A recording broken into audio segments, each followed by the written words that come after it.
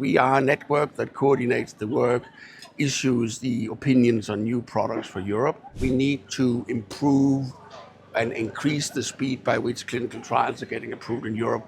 Otherwise, we would be out of competition. Our coverage of Meeting on the Med in Rome is kindly sponsored by Cellares. I'm Federico Citteric, reporting for Onyx Live here in Rome at the Meeting on the Med. Today we took some time to talk with Professor Steffen Thirstrup, Chief Medical Officer at the European Medicines Agency. I have a background in clinical internal medicine and almost 25 years working in the European regulatory system, both in a national agency, I'm Danish by background, but also as a regulatory consultant working for industry. And I've been with EMA as the CMO for the past 4 years. EMA is the coordinating body for medicines approvals for human and animals in Europe. So we are a network organization working with the member states, so the 27 EU member states, national competent authorities for human medicines, for animal medicines, and most of our clinical assessors and non-clinical assessors and assessors with expertise in manufacturing, they actually sit in the member states. So we are a network that coordinates the work, issues the opinions on new products for Europe. EMA is located in Amsterdam in the Netherlands. Steffen, a new legislation is coming soon that makes it mandatory to disclose failed clinical data. So is that somehow making it perhaps a bit more challenging for biotechs but safer for patients? I think from a European agency perspective, we have always been towards the transparency approach. We already do a lot in transparency. We already publish clinical trials that are they'll publish on our website, so not in scientific journal, but make them publicly available. Clinical trials that are part of marketing authorization. I think when it comes to the question, I don't necessarily see this as a downside for industry. I think it's in industry's interest to be transparent about what they are doing. Industry can sometimes get a public opinion being, they are hitting the dirty results. They are trying to find workarounds and so forth. And that's a bad label for the industry. So I think actually for how you're being seen and regarded by the general public will benefit from being even more transparent. Apparently we need to mandate that in law to get there. That's another thing from EMA perspective. I think it's also in the patient's interest to being able to see the full picture of the studies that have been done. Of course, you need to be able to interpret that a failed study is not the same as the product may not work. There'll be many other reasons why a study failed, but still part of the transparency.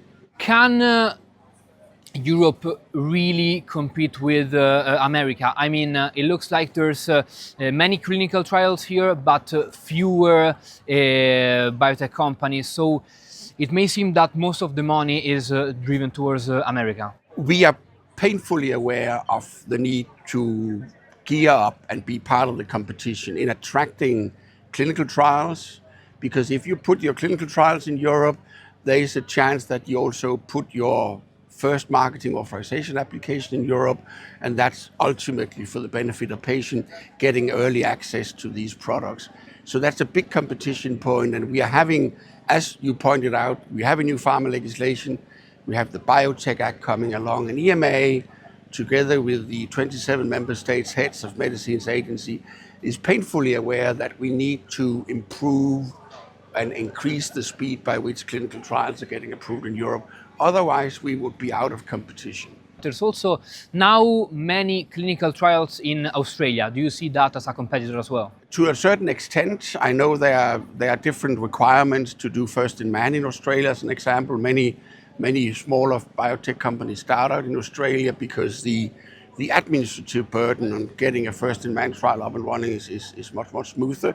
We definitely need to look beyond Europe to see what are other jurisdictions doing to make themselves attractive and see whether we can accommodate, whether we can be more attractive. Because this is not just about getting clinical trials, it's getting medicines to patients in Europe, and it's of course also keeping workforces in Europe, keeping the brains in Europe, keeping the taxpayers in Europe. So it's about Europe as a competitive and well-developed society.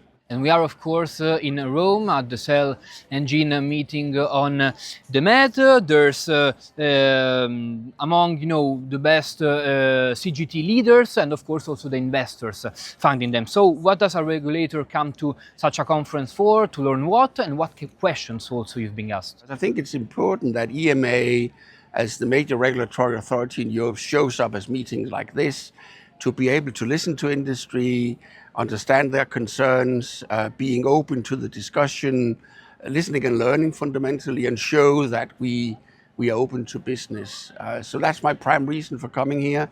I already had a lot of good discussions, part of a panel, but also good discussions with people in the margins around exactly the first part question you came with: how can Europe become more competitive, attracting clinical trials and products to Europe?